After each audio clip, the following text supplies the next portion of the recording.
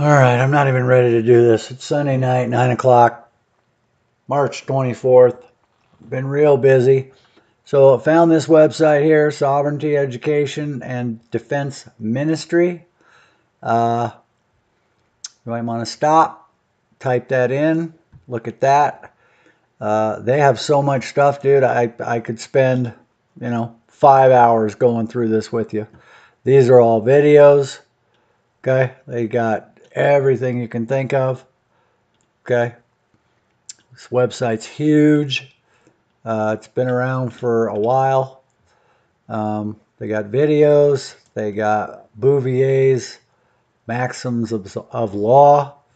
Here's one that I kind of like. The union of a man and a woman is of the law of nature. We're in natural law. But yet they decide that they're going to make your marriage license into a benefit so that they can tax it and get an interest in it and all that. We know the rest of that. So this is some of the subjects. This website is just amazing. I looked under enforcement for child support enforcement. I looked under marriage. Nothing in here about child support.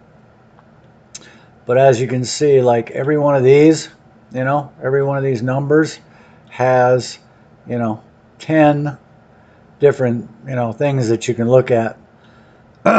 So, excuse me. Just one of those things, if you're looking for some forms or somewhere to go, this place just has all kinds of information, all kinds of stuff in here. So really, really a lot of information. Here's a book I'm probably going to read, Creature from Jekyll Island. I know what it's about. And if you don't, maybe you should look it up, find out about the Federal Reserve, how they snuck it in. Here's another place. This right here is Family Guardian Fellowship.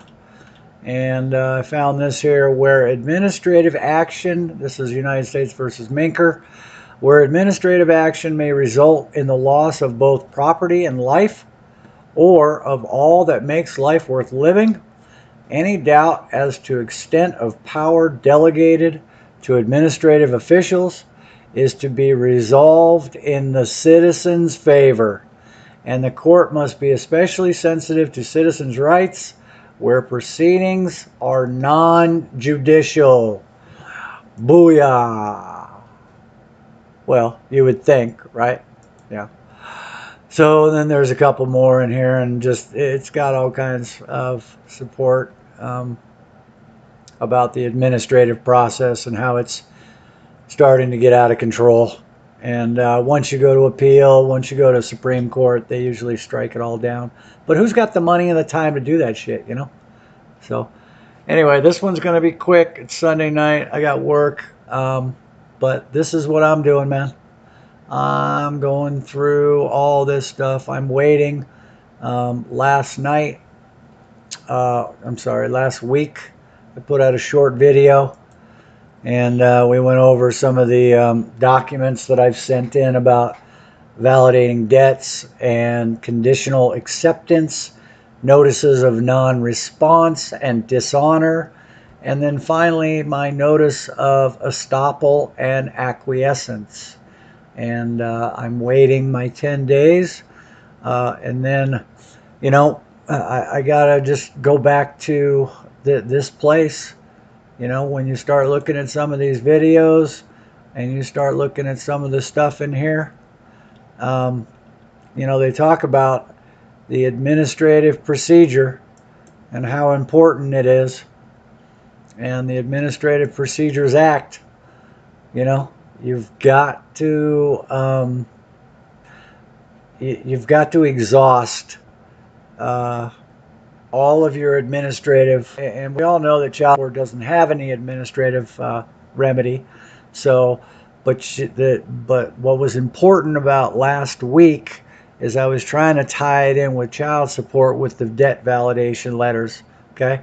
And if you do them correctly, and if you get all of your paperwork together, and then you can go to a court, a United States District Court, and you can go into them and say, hey, here's my paperwork, here's all my receipts for certified mail, they are in default, they are in dishonor, I need summary judgment. And most of the time you don't even have to go to the court. All you got to do is send them the paperwork. If you got all your paperwork done correctly, you know. So anyway, this is some of the stuff I've been looking at. I'm going to leave you with, where is it? This one here. The guy that's speaking, his name is Stefan Molyneux. Really smart individual.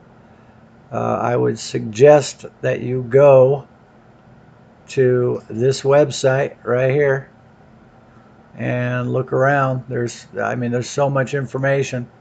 Maybe there's a form in there that'll work for you. Maybe something I got will work. But I wanted you to listen to this.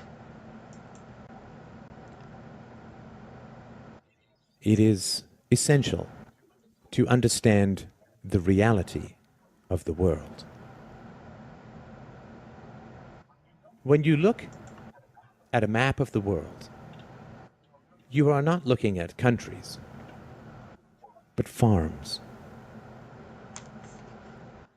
You are allowed certain liberties: limited property ownership, movement rights, freedom of association and occupation, not because your government approves of these rights in principle, since it constantly violates them, but rather because free-range livestock is so much cheaper to own and so much more productive.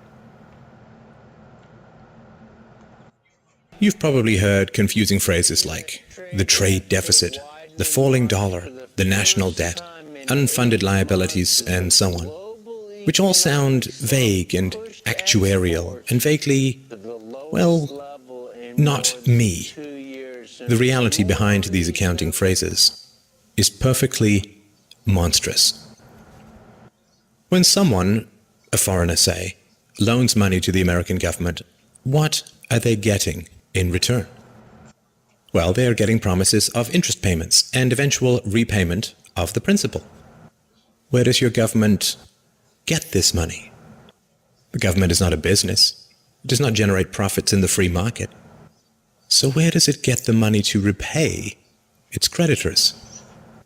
Are you beginning to understand that it is not dollars that are being sold, or bonds, or agency debt, or treasuries, or anything like that?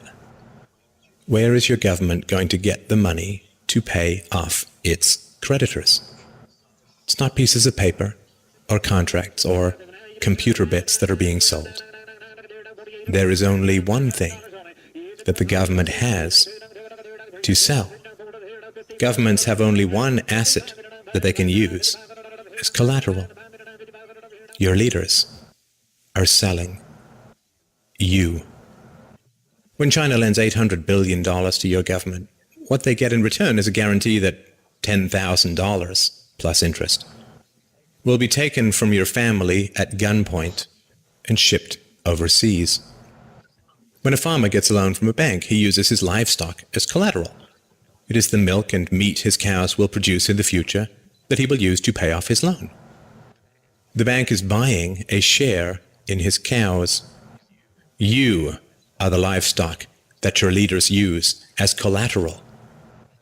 The leaders that you cheer for and throw parades for and drop balloons behind and donate money to are selling you to Chinese rulers, to the Japanese, to the Nigerians, to South American drug lords with accounts in the Caribbean banking centers, to Russia, to Korea, to Egypt, to Colombia, to Chile, to the Philippines, to Malaysia, and anyone else who is willing to give them a few dollars in return for the blood, sweat, and toil of your future. The flag that you praise and the anthems that you sing and the rulers that you weep and kneel before have as much loyalty to you as a plantation owner had to his slaves. And sadly, plantation slaves had more pride than we do.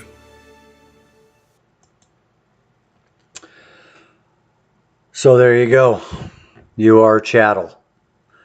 You are a slave unless you correct your status.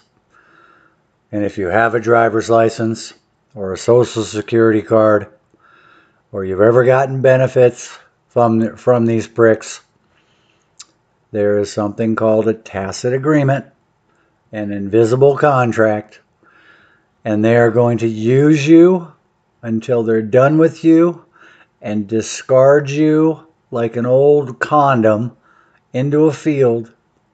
And when they're done with you, they're going to get your children and they're going to vaccinate them and they're going to put them in these public retarded schools, and they're going to dumb them down with Paxil and Zoloft, and they're going to shoot them up with GMO foods and fluoride in the water, and they're going to fucking destroy this country unless we do something about it. Peace.